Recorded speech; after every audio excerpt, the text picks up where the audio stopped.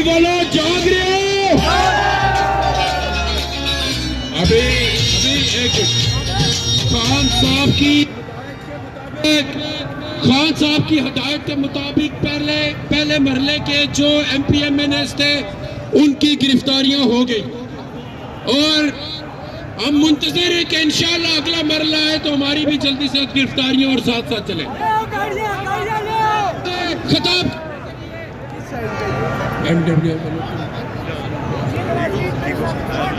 हम MWM के सूबे के सदर नासिर काज़मी साहब को अपने इस जुलूस के साथ वेलकम करते हैं और उनसे गुजारिश करते हैं कि जो लोग मौजूद हैं उनको आगे आने दें। MWM ने पाकिस्तान तहरीक इंसाफ के साथ जेल भरो तहरीक में ऐलान कर दिया है कि ये भी अपने कारकुनान के साथ जेलों को भरेंगे।